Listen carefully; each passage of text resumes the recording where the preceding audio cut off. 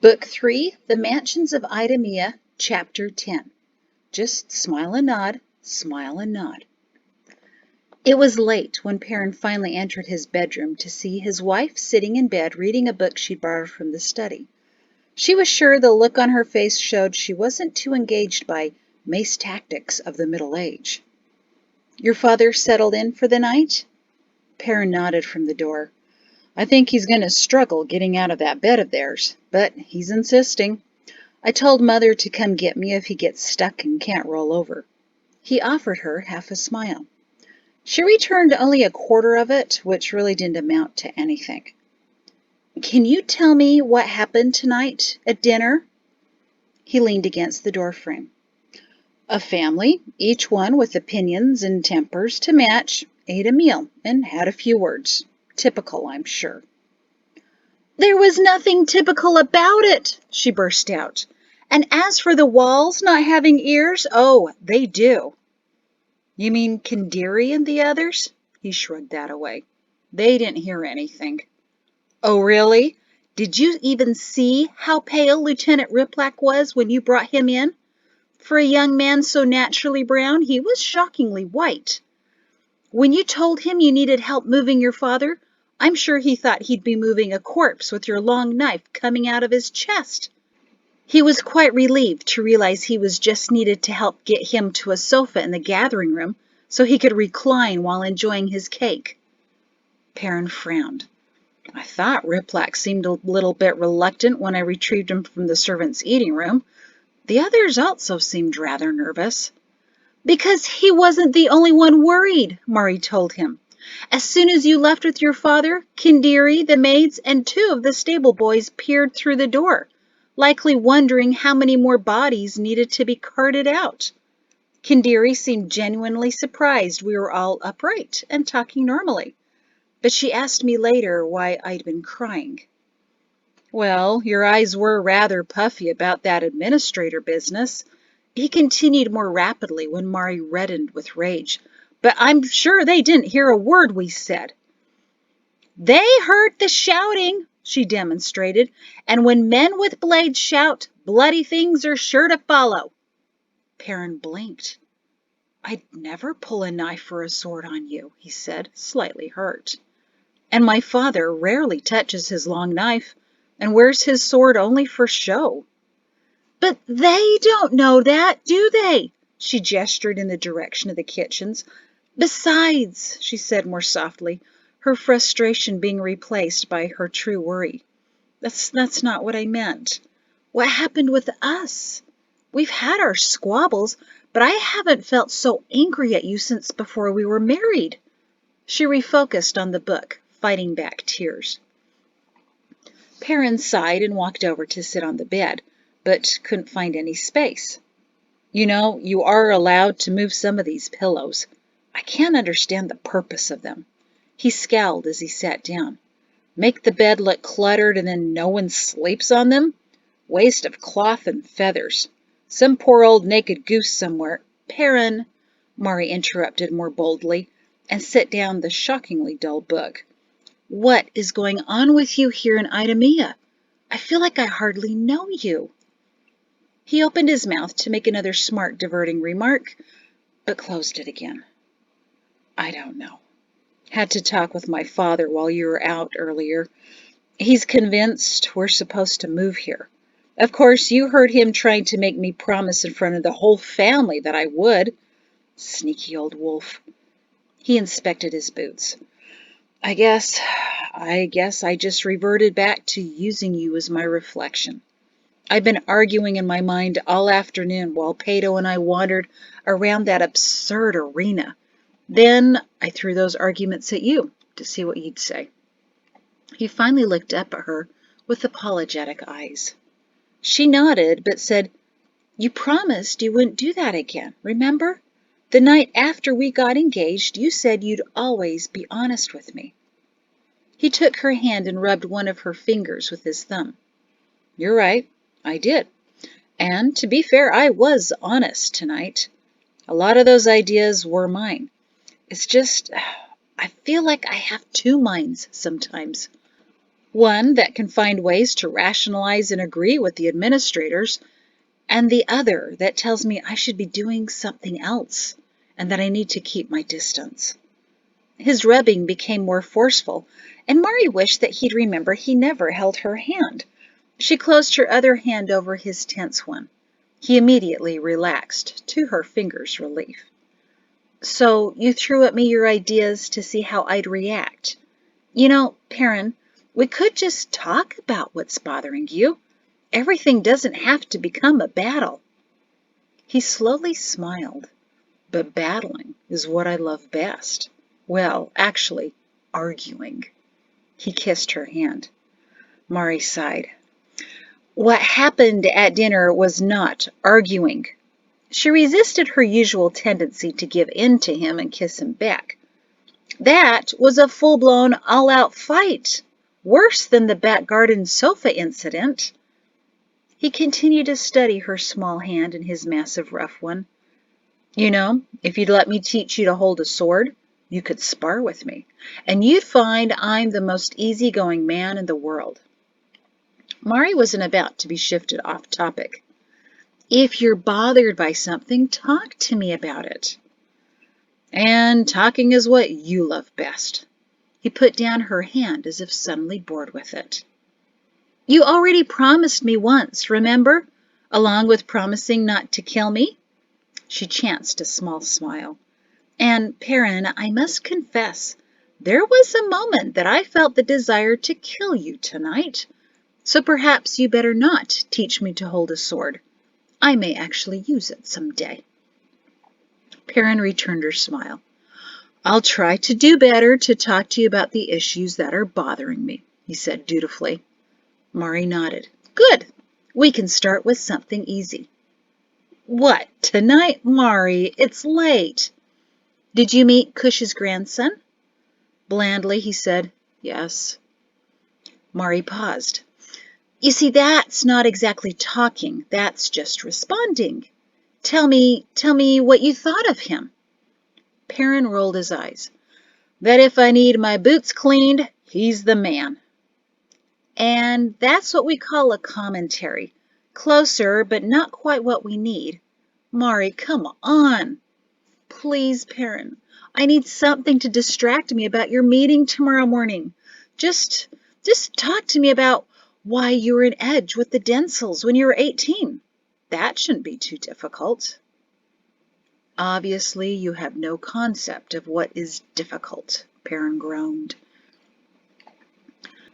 Morning came both too soon and not soon enough. Perrin had another 2 hours before he'd marched to the administrator's headquarters near the university to present himself to the administrators in their weekly meeting. He practiced the walk before breakfast as he paced from the west wing to the east wing and back again. His father, supporting himself with a crutch and bracing himself against a pillar at the base of the long staircase, watched his son attempt to wear a groove in the oak floor. So, do you know what you're going to say? He asked, as Perrin passed by the 4th time, merely shining up his path. Not until I know what they're going to say. The urgent knock at the front door startled both of them. Perrin stepped up to answer it before a bored Riplack, still stationed in the study, could leap into his first action of the day. Sulkily, the lieutenant leaned against the study's doorframe while Perrin did guard duty. A small man in a red uniform stood at the open door with a folded sheet of paper. Lieutenant Colonel Shin, this is for you and to be read immediately. He bowed, turned smartly, and left. Mari, who had heard the knock, came from the eating room and stood next to the general by the stairs. Maybe they've changed their mind, she murmured to him. Maybe decided to go out for a ride in the countryside or something. You know, some kind of administrative retreat. Perrin opened the message, and his face lost the ability to move as he silently read. I'm guessing it's not the countryside, the general said levelly, with a glance to his daughter-in-law. Perrin didn't look up, but cleared his throat and read out loud. The administrators look forward to the visit of Lieutenant Colonel Perrin Shin this morning, and respectfully requests that his wife, Marishin, accompany him to be presented to the administrators as well. Up until that day, Perrin thought that only in poorly written dramas at the amphitheater did women fall to the floor in a dead faint. But Riplak finally got some exercise by sprinting to the surgeon's office. I'm sure it's nothing. In fact, now more than ever, I'm confident it's to go over the menu for next week, Perrin assured her uselessly as they walked through the tree-canopied neighborhood past the mansions of Idumea. Mari gripped his arm even tighter. He paused. Why don't we go back and take Cush's carriage? It's all ready, and he said he wouldn't be needing it for the next few hours. You're still very pale.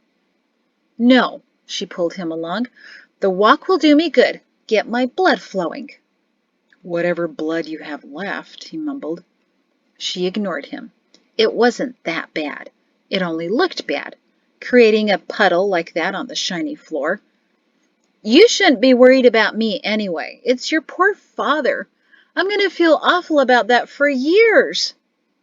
It's fortunate you fell on his good leg. He patted her hand consolingly, and since providing consolation wasn't a frequent habit, his pat was rather firmer than it should be.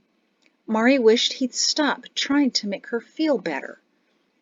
The surgeon said that had you hit his other leg, you could have opened that gash again. Mari sighed. Why did he try to catch me? He should have just let me fall. Instinct, I guess. It wasn't your instinct, apparently, she nudged him. I thought he had you. For an old man, he's still... Mari scoffed. You thought he had me? The older man has broken ribs, nearly starved to death just last week, is crippled in his leg, and you thought he could catch me. I think I've set him back at least a week in his recovery. Well, now he really can't dance at the dinner, Perrin said brightly. He was happy about that. Besides, the crutch got its revenge. You can hardly see the gash. Creative bit of cover-up my mother did on you with those hair clips. If it starts bleeding again, though, we might have a problem. As they walked, he inspected her long cut above her ear, barely visible behind the silver-work hair clips. Looks like that resin the surgeon used is holding it together quite well, which is fortunate. Stitching would have been rather unpleasant this morning. Still, if it starts to spurt again, I've got extra bandages. He patted a pocket of his uniform jacket. Mari sighed. If there's a problem, I'll just tell everyone what General Cush said. I had a run-in with an old wolf, and I won. She tried to chuckle, but it stuck in her throat. That's my wife. Perrin again patted her forcefully on the hand that was wrapped tightly around his arm. Good attitude. Think commanding thoughts. He was cheerful. Overly, unnaturally, and unnervingly cheerful, trying to balance his wife's panic. It didn't help. A good half-hour's walk, said Perrin, when Mari remained quiet. That's all you need. I'll take you through the university. The gardens are just beginning to bloom. You'll enjoy that. Of course. Thank you. You know how I appreciate gardens. But she took the distraction. She was about to face the administrators, the leaders she was sure were more manipulative and conniving than anyone in the world realized. And she was about to stand before all of them to likely pass out again. She should have just sent Perrin to Idumea alone. Oh, that's loyal. Send her husband alone to deal with the worry of his father and to face his greatest annoyance. Yes, what a faithful, loving wife she was. She groaned in silent admonishment and firmed her grip on her husband's bulging arm. How did he walk with such confidence? Once, years ago, she thought him a coward, but that was only briefly, until she realized that she was a far greater coward. She glanced up into his dark, clear eyes that focused straight ahead. His face was unreadable, but set and determined. How could she borrow some of that resolve? There was so much she still didn't know about him, apparently. Last night's discussion of his time in Edge as an 18-year-old certainly made that clear. It was as almost if there was a parent of Edge and another parent of Idumea. She found herself longing for the parent of Edge. Or maybe just longing to be back home again, and out walking in the middle of Idumea, ready to face the scariest men in the world. Soon they left the neighborhoods of overly ambitious houses and gardens and ambled across the common green to the university. The grand buildings had been constructed with stone, but many additions to the main building in the center had been completed in block. One of the newer buildings had attempted to do something else besides a square construction, making the classroom building look like a fort. You know, it might be a better idea if you would build the forts out of block than wood, Mari said. I know you hate block, but block wouldn't burn like wood. I considered that too, Perrin said, realizing how quickly the marketplace burned. I'll suggest block for forts if I'm groping for ways to make myself look valuable to the administrators. Mari's grip tightened again. Just a joke, Mari, he said humorlessly. It's all right. Ah! This time his tone brightened naturally. My favorite old tree is still here.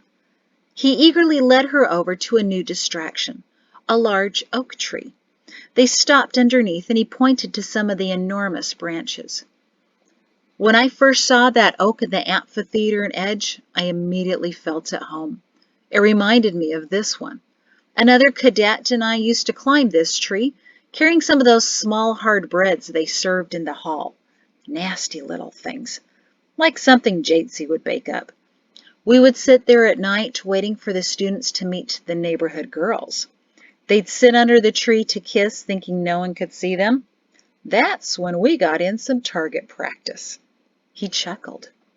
Mari just marveled at yet another new thing revealed. The real trick was to sail the bread so that they didn't hit any other branches and lose their trajectory. We knew we were successful when we heard a thud followed by a hey! I tried for the most opportune moments, if you know what I mean. I like to think I saved many girls those nights, even if I hit a few. They likely needed someone to knock some sense into them. Mari stared at him. How is it that we've been together for 16 years, and only now I'm finding out these things about you? What's next? Did you used to be the youngest administrator? He chuckled a little nervously. I guess the surroundings just bring back the memories. I have to admit, not all of them were bad. There are some advantages to this place. Look at that statue. He pulled her along up a small hillside, his voice suddenly filled with youthful excitement. Isn't it amazing? Took the sculptor 3 years to create that horse alone, and the rider on top, another 2 years. What people can carve, I use my knife for the wrong things. Duly impressed, Mari gaped at the larger-than-life statue of King Quirrell I, carved out of dark stone, perched on a horse that balanced on a wide pedestal. Sculptors! She exclaimed. I forgot they have sculptures here. I've never seen something so fantastic. You told me all about the statues, but there's nothing like this in Edge. I know. I live there, remember? We should bring the children to see this, Mari breathed, moving closer to it. I wonder that they keep a statue of him here, though. Doesn't it bring up bad memories? Well, that's the point, Perrin agreed, as his wife gingerly touched the platform. Her eyes traveled all over the wondrous creation. The statue's here on the command school grounds to remind students of the excesses and indulgence of King Quirrell and all of those that followed him, to remind that we never want to have a king again. It's here more as a memorial to the man who carved it, though. He died just as he finished it. Slept only a couple of hours a night for years as he worked, and spent all of his time trying to please the king. The sculptor was a friend of Terep's. Mari's eyes widened, and he was inspired by the carvings Terep found at the ruins. He was the first one to attempt sculpting stone. Obviously, he had a gift for it. This was his last and greatest masterpiece. Mari spun to look at Perrin, and her head swirled dizzily. "Oh, ow, ow," she muttered, and held her temple. But the pain wasn't enough to quell her enthusiasm. "The statue's 150 years old? That's ancient!" She stepped onto the raised dais that held the platform for the horse. Tenderly, she ran her hand up the horse's back leg. "Do you realize what I'm doing? I'm touching the statue that was carved by a man who most likely shook hands with Terep." Anything remotely connected to her favorite historian and adventurer was a fantastic and rare treat. She strained to touch the haunches of the horse and wished she had a way to reach the rider on top. The dark stone seemed soft somehow, perhaps because it was so smooth. She caressed the leg longingly and was about to move to the next when she heard her husband clear his throat.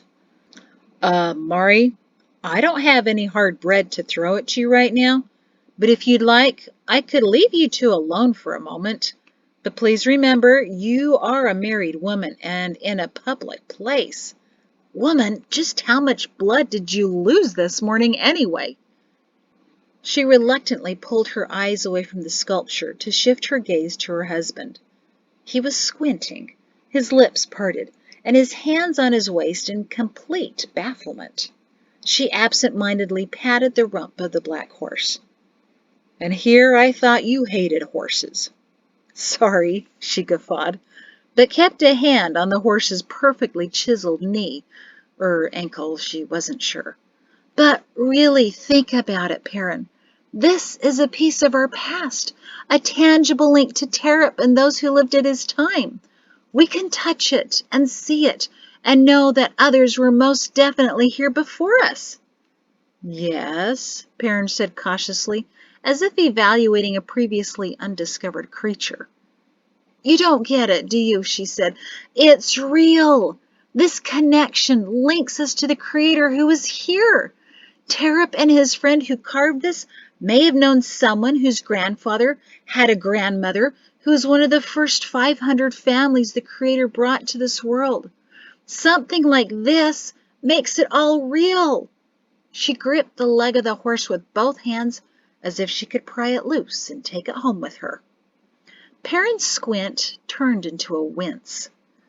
"It's so easy to forget the past, where we come from, who we are, but things like this reach back almost halfway in our time and link us—" "All right, now you're babbling," Perrin interrupted her. He gently pried her fingers off the statue, leaving her flummoxed as if waking her from a vivid dream. "We really should have used Cush's carriage." Taking her by the shoulders, he pivoted her into a new direction. "The last thing you need to do in front of the administrators is babble uncontrollably." "Oh," Mari said, coming around. "I almost forgot where we're going." For the briefest of moments, she was somewhere else, in a faraway dream that was actually real, a way to go back into history and— "How much further?" she asked, trying to bring herself reluctantly into the dark present again. "Over this rise, between the two dorms, you'll be able to see the headquarters." "Are you all right? I mean, in the head and everything?" He looked at her askance. "Because this really wouldn't be a good time to—" "I'm fine, really," she patted his arm. I'm sorry about that back there. I just really didn't expect to see something like that statue. I guess there are all kinds of surprises I never knew about in Idumea." "Well, if all goes well this morning, my mother has plenty of more surprises for you in the afternoon," he said in a mollifying tone. "And if things don't go well?" Perrin was silent as they started walking up the rock steps to the top of the small rise. I really don't know, honestly, but I feel things will be fine. Don't you? Mari nodded. And last night I said people who act solely on their feelings are thoughtless. But that's all I have to go on right now, and I feel calm. Maybe it's the blood loss. She chuckled as they crested the hill, where she stopped and gasped. Oh, my! She rooted herself to the ground to take in the view. She'd expected the administrative headquarters to appear as dreary and dull as the schools in Edge. Gray block walls, the death of all imagination. But what lay before her was astonishing.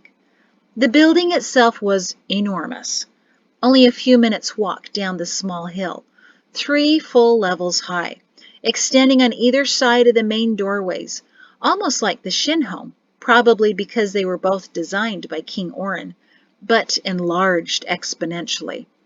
Great columns, 11 on either side of the doorways, were carved out of white stone and helped support the triangular roof which peaked and extended over the front of the building. The rocks used in the construction of the walls themselves were unusual shades of red and orange, set in precise patterns. Only from the distance of the hillside could the design be fully appreciated. The whole of the walls was a warm orange, with a swirling maze of deeper reds like curling tendrils that led the eye from one end of the building to the other. It was as if an enormous and lush burgundy vine had gently grown over the pumpkin-colored building. The peak of the roof held a large triangle of white stone, its surface carved in a similarly swirling pattern. Each level had a tall row of windows, edged in white carved rock to repeat the stone of the pillars. A long cobblestone drive led up to the great front doors and a dozen broad white steps. Swarms of people went up and down those steps and through the massive double oak doors. Carriages and coaches disgorged their travelers before the white stairs, and vehicles traveling the opposite direction sucked them back up again, giving the impression of streams of ants arriving and leaving a grand pumpkin festival. It's beautiful, Mari whispered, unable to walk any further. Huh, I suppose, Perrin said casually. Really? That's all you can say? Well, I remember watching them build it when I was at the university. King Orin started it, but ran out of support to finish it. When the administrators came to power, they completed it as their headquarters.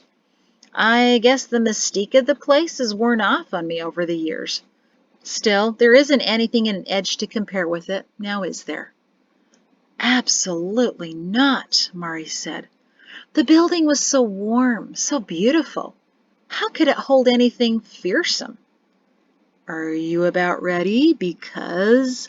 Perrin glanced at the sun. Yes, of course, said Mari, eager to get a closer look. She forgot why they were going to the building as they made their way down the hill and across the busy drive where they dodged horses and carriages. Trees lined the road, and the grasses underneath them were cut in a surprisingly uniform manner, leading them naturally to the steps of the headquarters. At the top of the stairs stood a man in a deep red jacket with tails, a white shirt with ruffles at the throat, and black trousers. His dark brown skin was gently wrinkled with age, and while he wasn't unpleasant looking, Mari still encountered a new level of dread. Now she remembered why they were there. The man eyed the Shins as they began to climb the steps, and he positioned himself to be at the top of their progress. Everyone else respectfully skirted around him. Lieutenant Colonel Shin, Mrs. Shin, I presume? He held his hand out to shake Perrin's as they neared. Mari swallowed hard as her husband easily answered him. Yes, sir. I hope we're not late. Of course not. Perfectly on time. I just wanted to make sure you didn't get lost along your way. I'm Administrator Gaiak. He afforded Mari a bit of a smile. Ma'am, would you two please follow me? Mari was suddenly gripped with fear. It came upon her without warning, and she wondered if she was the only one who felt it. She looked up at Perrin for reassurance, but he was in full army mode. He looked straight ahead and pulled Mari along toward the large front doors that were held open by two porters. Inside the doors was a great hall with polished stone flooring. White with gray streaks and swirling lines, it reflected the light that poured into the windows. The effect was dazzling and dizzying. Mari quickly looked around her, feeling her head swoon again with amazement, trepidation, and earlier concussion. All along the great hall to her right and left were tall doors, spaced evenly apart. Dozens of people walked briskly from one great door to another, illuminated by the tall windows opposite of them. She realized that when the sun hit it just right, each large wooden door would be shadowed by one of the pillars outside. Over some of the doors nearest her, she saw titles painted in what looked like gold. Administrator of Transportation, Administrator of Education, Administrator of Agriculture, Administrator of Commerce, Administrator of Family Life. Interspersed between those doors were others with just the names of administrators and no titles. 12 men were over specific concerns in the government, while the other 10 were administrators in general, filling seats in committees and keeping an eye on the other 12. And somewhere was Chairman Mao's office. Mari frequently imagined scenarios in her head of how things should happen, and they never occurred as she planned. Usually, things turned out better, or duller, or just plain anticlimactic. Then there were rare days like this, which turned out far worse than she ever could have imagined.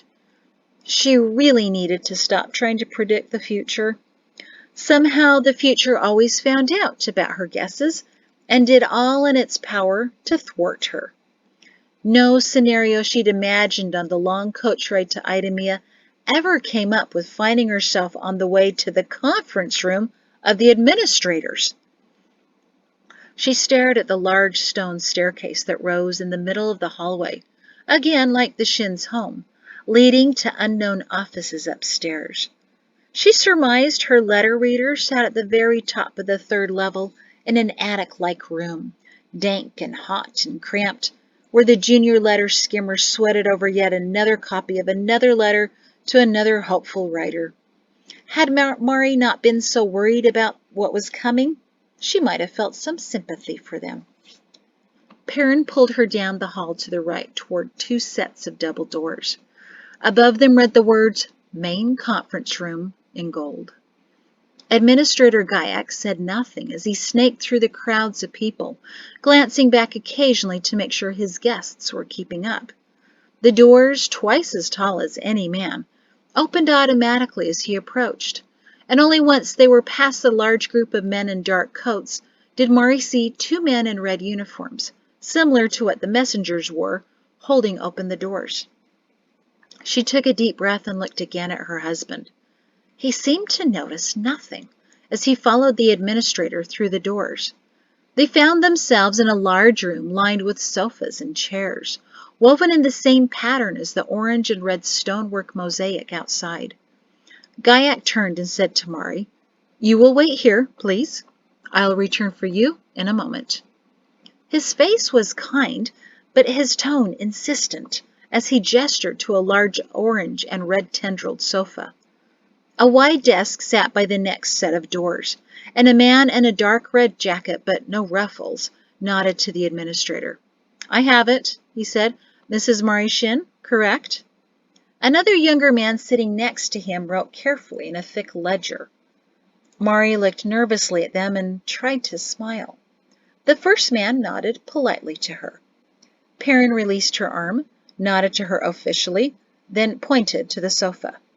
Mari swallowed hard and sat on the surprisingly firm and uncomfortable cushion. Another porter opened the second set of doors, obscuring Mari's view. He announced, The Administrator of Security with Lieutenant Colonel Perrin Shin. With that, the 2 men stepped through the door into the unseen room, and the porter shut the door behind him. Mari felt something ugly and painful grow in her stomach. Administrator of security. Our security has been infiltrated. That's what her father-in-law said last night, and now those words were big and blobby in her mind. But we've done nothing wrong, she thought defensively. All right, she had to admit to the part of her brain that had mastered the admonishing one-arched eyebrow. We've bent the rules a little on how I teach the students, and Perrin allowed debates for as long as he could. She rummaged through her mind, trying to uncover anything else she'd conveniently forgotten, like filthy and torn socks shoved under the dresser. She'd written letters, but not for a few years. And there were the debates they held at home with the children, and their heated dinner discussions, such as last night. And then there was her husband's disloyal grumblings to her, and her complaints to him about the state of the world. That was all. Maybe. As she considered the pile, she realized that there was a lot of dirty laundry she'd ignored over the years. She strained to hear anything that could be happening behind those massive double doors, and wondered if the men behind the desk were armed guards, waiting for their moment. She didn't dare look at them again, just in case they were watching her for the slightest hint that she was a security threat. Our security has been threatened. She wished she had told Perrin she loved him before he went through the doors. What if this is the last time she saw him? Stop it. The words sounded like her father. Just stop it, Mari. Now you're being ridiculous. Consider that the administrator of security was sent to make sure you arrived securely. Stop letting your imagination run away on you. Since when have you behaved so childishly? You're a grown woman, a wife, and a mother. Now act the part. Her father's words didn't do much to calm her worry, but instead added a layer of guilt for being so silly. A tender cosmic slap upside the head she knew she needed. She rolled her eyes at herself, shook her head a little, and offered a silent prayer. Dear Creator, please, please let this go well. We haven't done really anything wrong but talk, have we? For 15 minutes she sat there, feeling the long cut on her head stinging, the ugly blob in her belly overtaking her intestines, and worrying that she would lose consciousness again. That might be a good idea, she realized. Pass out on the sofa. Get the sympathy of the administrators. She ran through a few scenarios of how to knock herself out, all of them more painful than she really wanted to attempt, and was just beginning to wonder how long she'd have to hold her breath when the heavy doors swung open again with an unintended bang.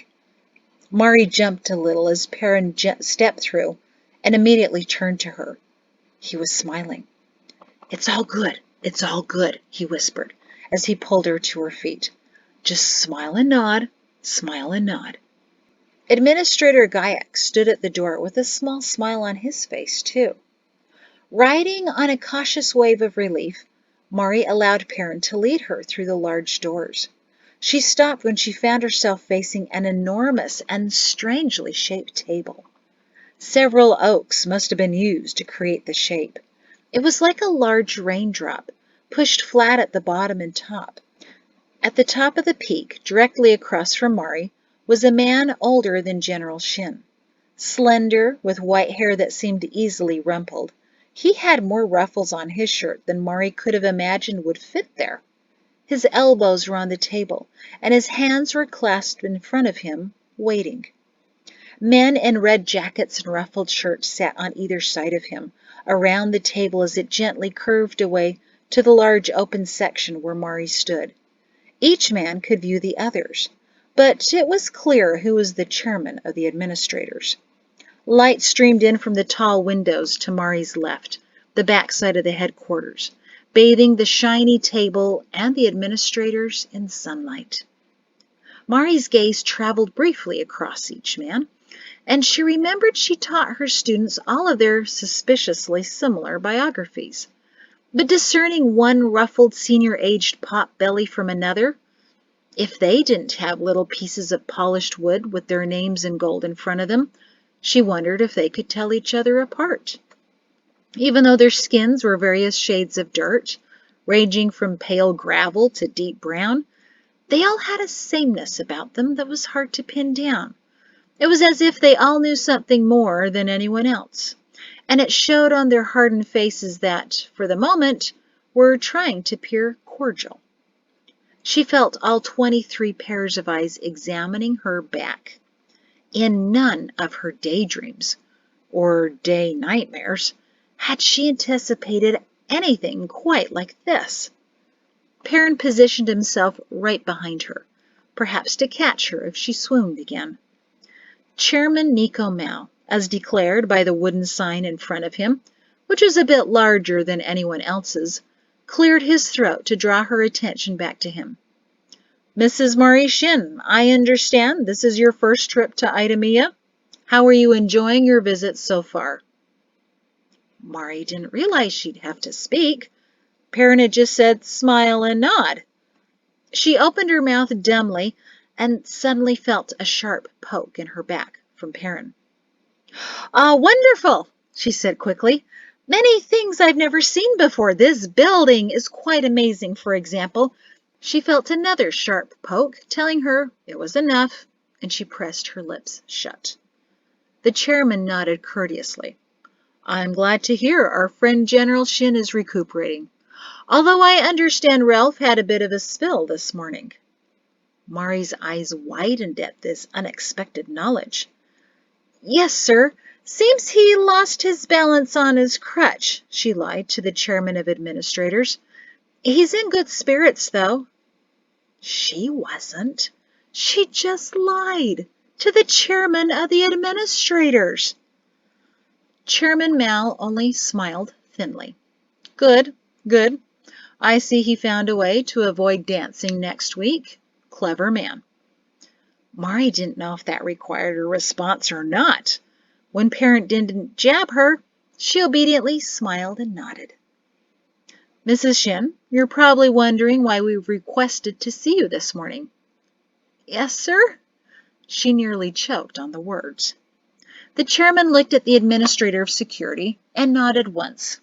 The administrator had remained next to the lieutenant colonel and now turned to Mari with an official smile. It has been relayed to us that when the land trimmer hit edge, many people were in a panic, disoriented, and unsure of what to do. While Lieutenant Colonel Shin went to the fort to organize the rescue and recovery efforts, you organized your own little army of sorts, giving commands to neighborhoods, beginning searches for survivors, and creating maps of the damage. For your willingness to take control of the situation, enabling your husband to better complete his duty to Edge, the administrators wish to present you with this certificate of appreciation. He finished his rambling speech by holding out a thick piece of parchment with writing in black and gold. Mari was stunned, motionless. Perrin had to jab her 3 times before she composed herself enough to take it from his hands. Thank you, she murmured, staring at the certificate. As administrator of security, it's my job to make sure the homes and land of the citizens of Idumea and the world are secured and protected in times of crisis or calamity. The recent land tremor and quaking has shown many ways in which the citizens are unprepared and disorganized, and it is my desire and intent to develop and implement preparedness programs throughout the world to improve and help the situation. Mari stared at him, picking out the important words and discarding the rest. She was struck by the thought that this man might be useful. We intend to borrow some of the village and neighborhood organizational strategies and procedures you created, devised, used, and implemented in order to facilitate, improve, and increase the reaction and response time in the event or occurrence of another disaster and/or emergency. Having followed all of his extra words without stumbling, Mari felt a surge of confidence. "If you'd like, Administrator, I could write up all that we did in Edge and have it delivered to you," she blurted out. Then, realizing that she was only to smile and nod, she added lamely, "If it would help." Perrin poked her back, a bit belatedly, but with a great deal of warning packed into the tip of his finger. To her surprise, Gaiac broke away from the official smile and tried on a real one. Yes, actually I'd appreciate that. Excellent idea." "I have some other ideas as well," Mari plowed on, ignoring the incessant jabbing in her back. She had to say the words. They were burning so hot in her chest, she'd begin smoking if she didn't. Whenever would she have such an opportunity again? You see, by the 4th day, we still had people at our home in the morning begging us to tell them what to do. "Really?" asked another administrator, who scowled severely. "Where were the soldiers?" He glared at Perrin. Mari answered for him, taking a step closer to the table to give her back a rest from the pokes. "Far too busy, sir. Much of the commerce section of Edge burned to the ground the first day, but the lieutenant colonel and his men successfully prevented it from spreading to the homes. I'm sure you'd agree a fire would have been a far greater disaster." Several of the administrators nodded. Mari noticed that one of them watched her earnestly, and he caught her gaze and held it. A small smile grew on his face as he nodded additional encouragement. He raised his eyebrows and parted his lips slightly as if to prod her to continue. The glare of sunshine bounced off his nameplate, but Mari could make out family life. Emboldened by the support, she continued, despite the less than subtle throat clearing of her husband behind her. If he needed a drink of water, he should leave to go get one. After the fires, every soldier was on detail to remove rubble and assist citizens. With all due respect, I haven't seen nearly the level of destruction here as we experienced in Edge, Mari explained. Every house was affected. We even left ours damaged and exposed to the elements to come to Idumea. Each soldier has been working double shifts to attend to everyone's needs. The soldiers are now rebuilding houses with the citizens as quickly as possible. "Yes, we've heard a bit of that plan too," Gaiac told her. "We wanted to hear it all from the colonel here. That's why we invited him and you. We're very impressed." When he was out of his official mode, he spoke more succinctly. Mari nodded and breathed comfortably, despite hearing Perrin take a small step closer to her back in order to get in poking position. "Thank you, Administrator, but I didn't get to my point that I wanted to make." She took another judicious step forward, out of stabbing range, and bumped the table in front of her. Her chest sizzled with unspoken words. "What concerns me about the citizens, and I'm sure would concern each of you as well, is that no one seemed to know what to do. No one could discover for themselves how to evaluate damage or assess what needed to be done first. No one dared make a decision. Everyone just wanted the soldiers to come rescue them or tell them what to do." "Do you see that as a problem, Mrs. Shin?" asked another administrator, whose name Mari couldn't make out because the nameplate was at the wrong angle. She couldn't tell if his tone was accusatory or concerned. "Only when all the soldiers are busy helping others, sir. Edge loves the fort and appreciates the presence of the soldiers, but there are only so many of them to go around. What I think needs to happen, Administrator," she turned back to Gaiac, "is that people need to be taught how to help themselves in a crisis."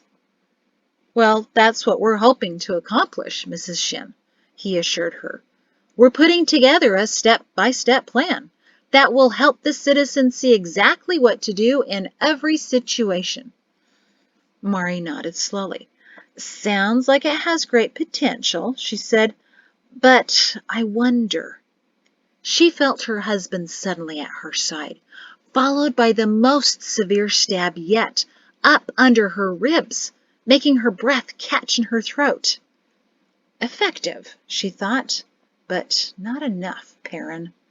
She kept her face as placid as possible, because there was still more that had to be said.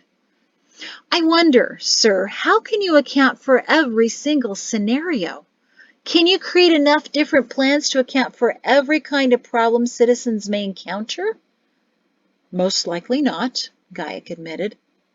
So then, sir, instead of creating plans for each scenario, why not teach people to think for themselves? Give them some guidelines, yes, but allow forums for people to discuss problems and share their ideas. The administrator looked at her for a moment. A forum, you say? In every village, perhaps. I must consider that. Mari beamed, feeling the intense rush that accompanies the realization that people in power are actually listening. Please do, sir.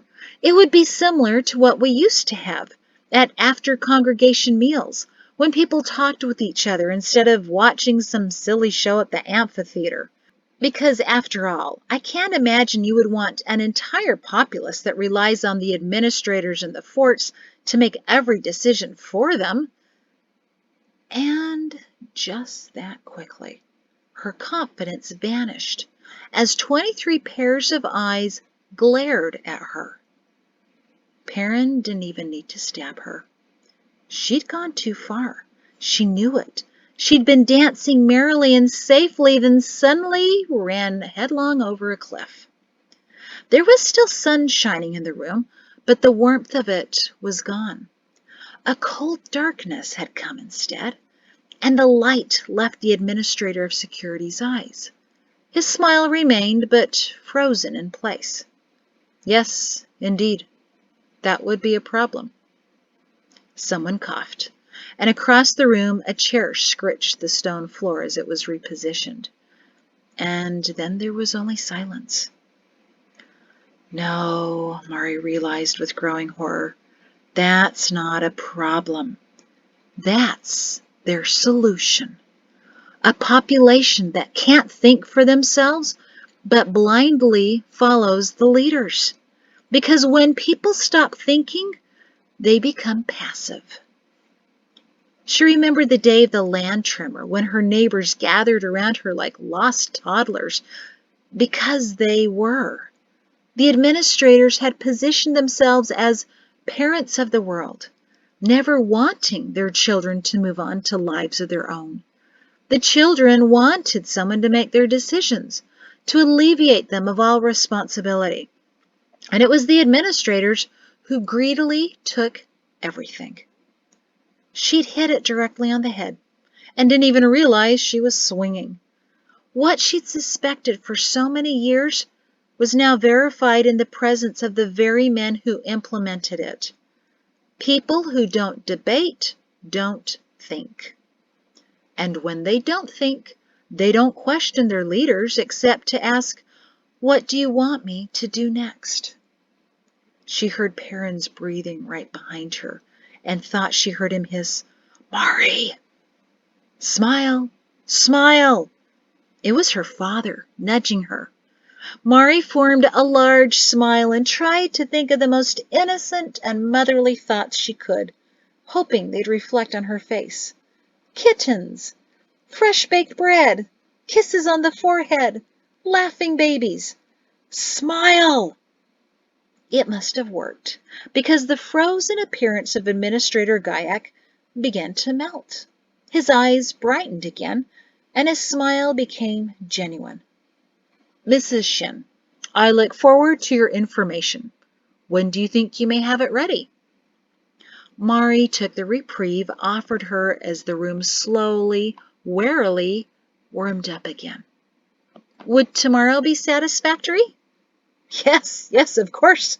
My goodness, that is prompt. I don't think we'll have plans for a few more seasons, you understand. It having to go through committees, then subcommittees, then be approved by all the administrators. He stopped abruptly. A twitching near his eye suggested he'd just received a poke in the back, but Perrin was nowhere within stabbing distance. But another administrator was. The administrator of security recovered quickly. Your information will undoubtedly help, and I thank you again for coming. He extended his hand to her. You've done great things for Edge, you and your fine husband. Congratulations again, Colonel Shin. Just keep smiling, she thought as she shook his hand. Keep smiling. A gentle throat clearing from the head of the table turned her back to face Chairman Mao.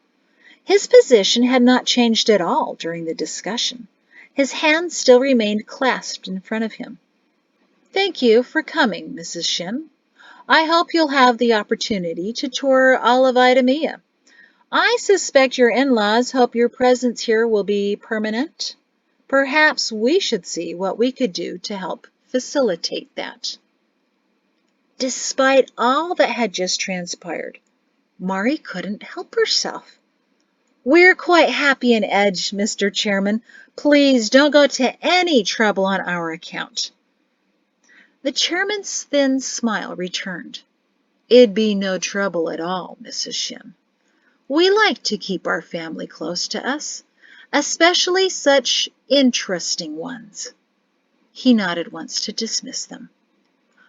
Mari had never been so grateful to exit a room.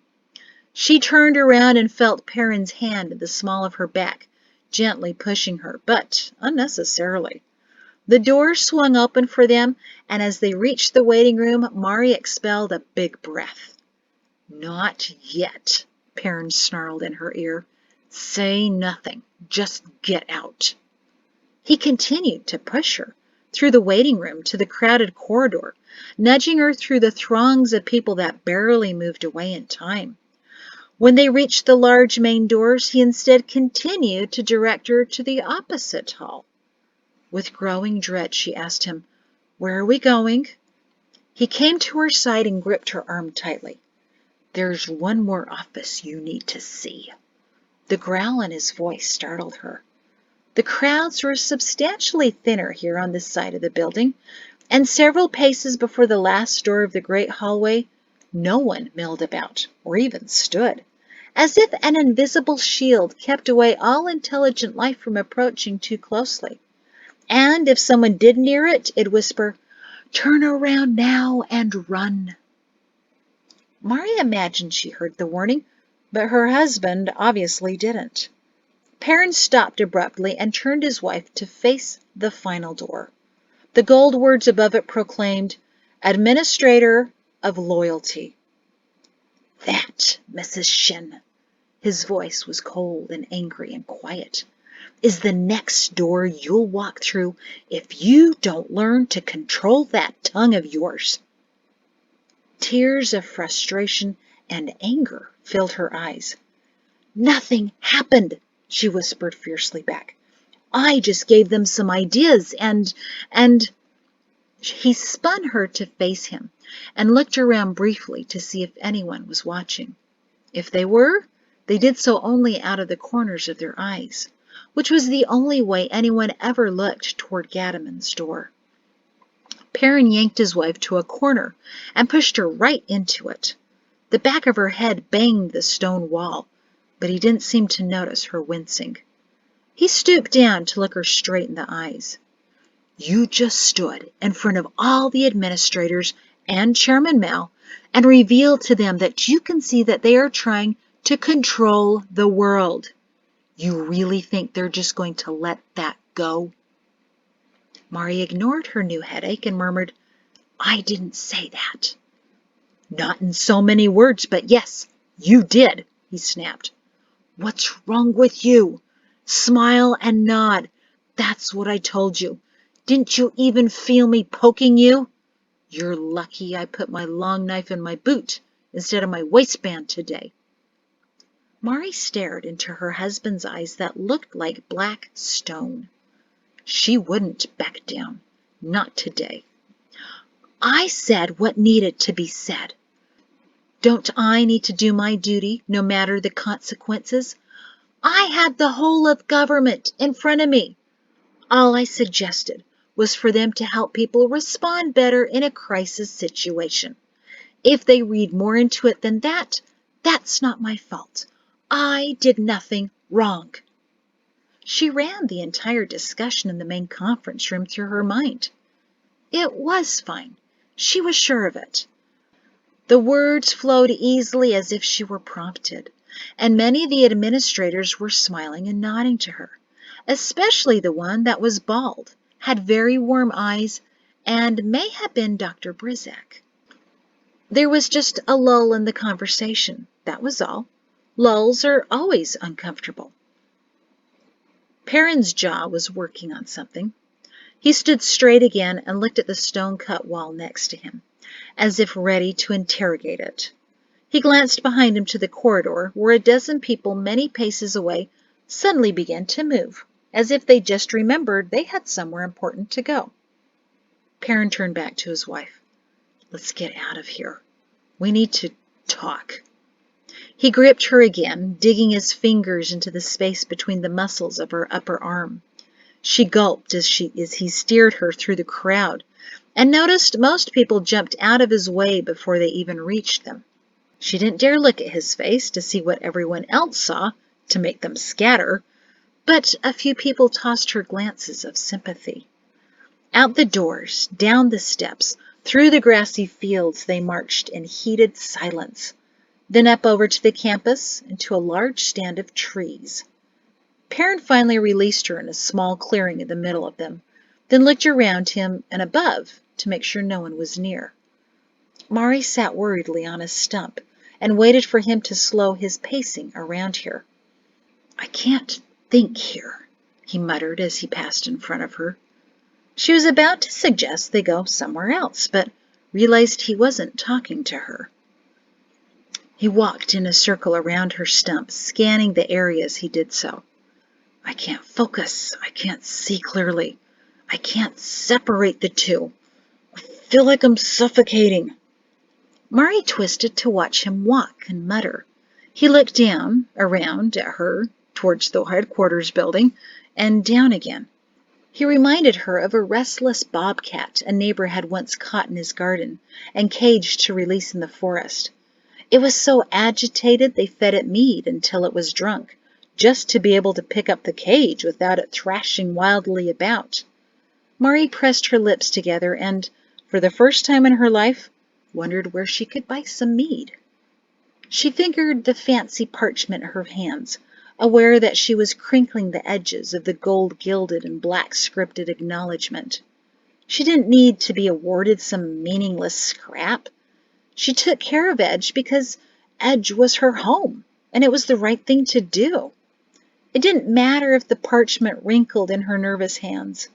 She already knew exactly where it was going once they got home, on the same shelf as Perrin's Officer of the Year awards and his numerous commendations from the administrators. She could slip this in between them where it, too, would never again see the light of day. She'd never reveal it to her mother, either. Heiseman would devise a way to encase it in wood and glass and insist on having it displayed on their mantelpiece.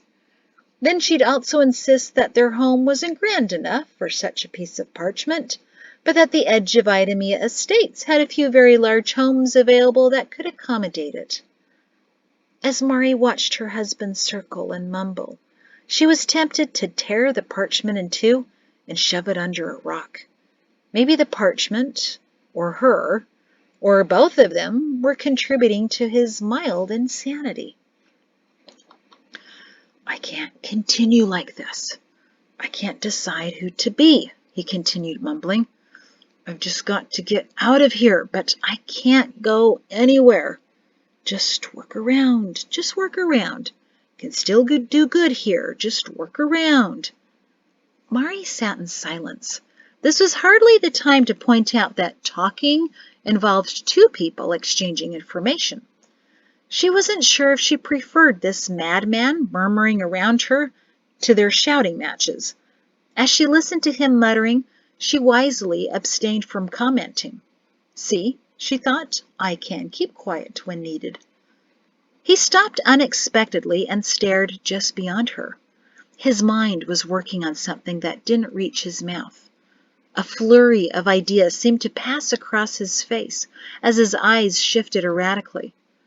The shifting slowed, the flurry seemed to die down, and he released a deep breath. Finally, he dropped to his knees and stared dully at her hands on her lap, holding the parchment. You were right. You were absolutely right. If anyone heard more than what was said, it would have been Gadaman. And no one likes to pay much attention to him anyway. He slumped to a sitting position. Mari reached out and touched his shoulder experimentally. He startled her by grabbing her hand, kissing it, and looking into her eyes. I know I've said this before, but Mari smiled and said it with him. I really hate Idumea. He laughed softly before sobering. I'm so sorry. I said nothing to assist you back there. Then again, you didn't really give me an opening. Mari looked down guiltily. I think I was a little too excited by the power in that room. I felt it and grabbed it and started babbling, just like you feared I would. But you didn't babble, he assured her. You did very well. Most people feel the weighty influence of those men and lose their nerve. Honestly, I thought you would too, but you didn't. A smile came across his face. You were quite articulate, even with me jabbing you. Once I got over the shock of what you were saying, I thought to myself, that's my wife. My wife. He kissed her hand again. Mari grinned proudly, but her smile soon faded. Perrin, did I really just accuse all of the administrators of being no better than the kings? To her surprise, Perrin's face became lighter, and he grinned. Yes, my darling wife, I think you really did. Not in those exact words, to be sure, but still. He was smiling broadly now. I can't take you anywhere, can I? Mari covered her face with her hands, letting the parchment drop to the ground. Oh, no. What have I done? As I said before, I don't think they really heard it. He pulled her hands from her face. And if they did, they'll think nothing of it. You're just a simple wife from a little village. You know what I mean. Don't give me that look. You just stabbed in the dark and hit something. They'll think it's ironic or funny and forget about it by midday meal.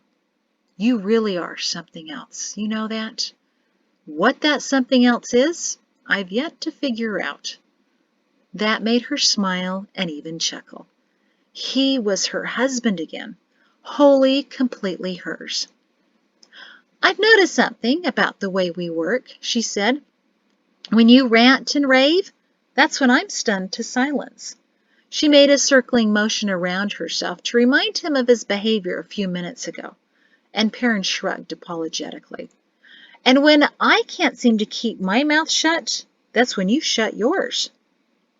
If I don't say anything, it's because I'm surprised that you are, he said. Besides, one of us has to keep a cool head about them. You keep a cool head? Mari scoffed, and then reconsidered. Actually, you do, quite often. Except in that corridor down there, you hit the back of my head. Don't you think it's been through enough today? He stood quickly, bent over, and kissed the back of her head. I'm sorry, he said, as he kneeled down in front of her again. Better? Mari scrunched her nose. That's the best you can do?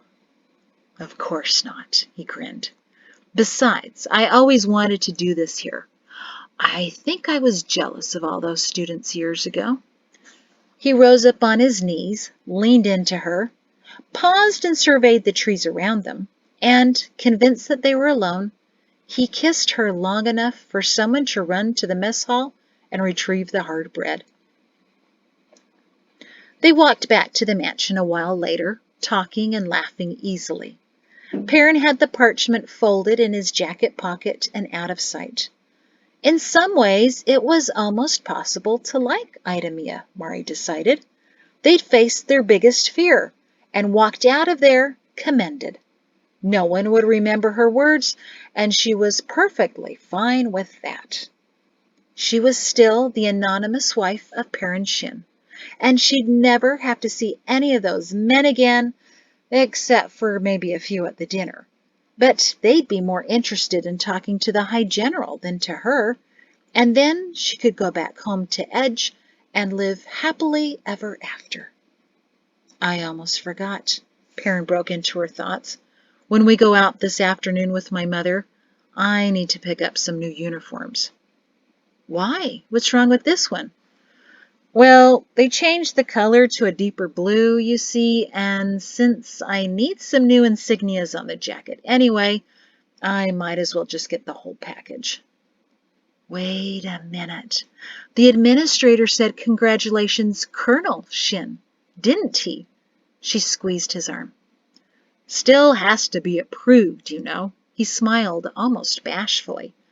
But I've never known an administrative directive being overturned by the army. And who is to approve the promotion? Mari smiled back, already knowing. The High General and his advising general. I have a feeling that's why Kush was here this morning, to officially sign the papers. Time for the brass buttons now, right? You realize that with this promotion, you're one step closer to the next ranking. He sighed. I could be a colonel for many years still. No one's promoted to general in less than 2 years. Not even Ralph's son? Perrin grumbled. You realize now you really do have to go to that dinner, Colonel. I'm praying for another land tremor, he murmured as he looked sideways at her. Abruptly, he stopped walking and focused his gaze just beyond her. I nearly forgot, he whispered. How could I forget? Mari looked around, perplexed. Forget what, Perrin? He nodded down a road she hadn't noticed.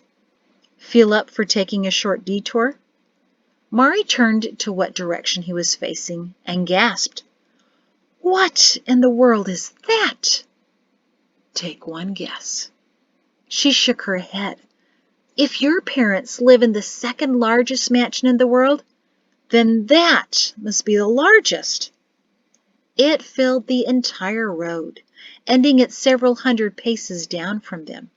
She hadn't noticed it on their way to the administrative headquarters because of her preoccupation, but now she couldn't imagine how they missed it. They passed a few exceptionally large houses, nearly as grand as the Shins, and formerly the homes of the king's family, advisors, and in one case a favored mistress, as Mari remembered, that lined the road leading to the mansion. But as Perrin led Mari down one side of the road, she could barely take in all the other houses he told her now belonged to some of the administrators. All she could see was the mansion. Mansion wasn't a big enough word. It was crafted out of white stone, so precisely cut and fitted that the first stonecutter certainly got plenty of experience trimming thousands of rocks. Larger than the Shin's home, it stood 3 stories high, and was more than 2 times deeper than the Shin's, Perrin told her. There was only a few narrow windows facing the road, however, which Mari thought peculiar. She also could see just the front to the building as they approached the tall iron gates locked in front of it.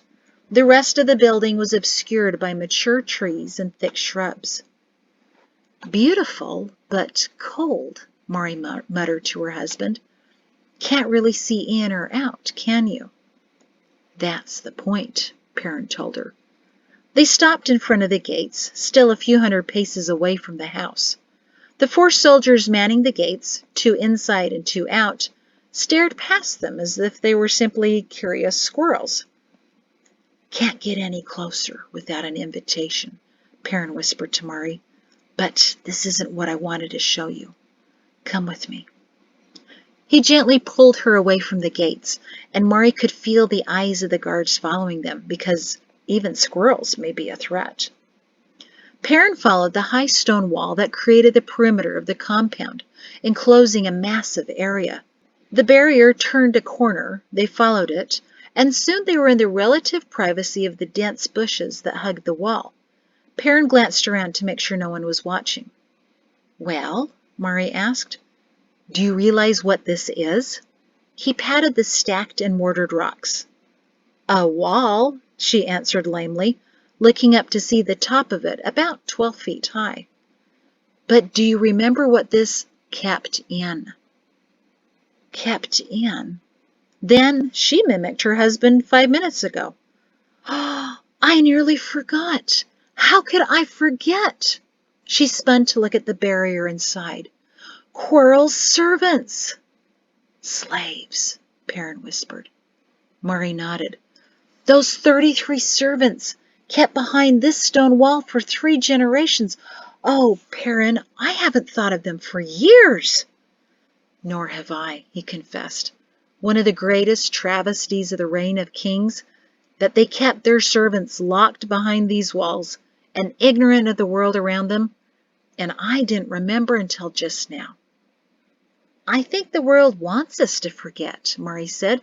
"There were only a few of us that knew, too. My father heard about it from the man who helped teach them how to function in the world again. You knew it because your grandfather told you about his liberating them." "Never forget," Perrin sighed sadly. "That's what Per told me. Perrin, never forget them. How they were imprisoned by those who claimed to protect them." "I'm so sorry, Grandfather. I haven't even told my children about them." "We'll remedy that," Mari assured him, "as soon as we have some quiet moments. Per's probably the one who turned you to see this again." Perrin nodded. "I used to be obsessed with this wall," he told her as he ran his hand along it. The stone here wasn't as chiseled into perfect squares, but were ordinary rocks mortared together. While some seemed to be cast-offs of the construction of the mansion, some were just round rocks the size of melons, and likely gathered from the rivers. "After my grandfather had told me about the liberated slaves," Perrin continued, placing his hands along different rocks as if looking for holds, "I came here to see this wall that kept them in. I was about 12 and shorter then, and it actually looked large and intimidating. But when I came to command school, I walked by the wall again. Mari, look at this. The rock bulges out in many places. It's the same on the other side." Mari experimentally put her boot on a lower rock. "You could just climb this, if you found the right bulges to support yourself." "Exactly," he said with agitated excitement. "My grandfather scaled this himself, just to show the servants. And you've seen his portrait. He wasn't exactly a thin and limber man. Look, it's really not that high. I could probably toss you right to the top of the wall." Mari stared at the height.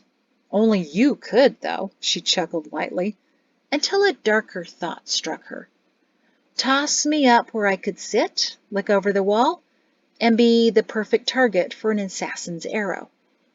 Perrin frowned. "What?" "That's probably what they thought," she explained. "Undoubtedly, they came to the wall at some time during those many years. Someone must have noticed it was quiet outside.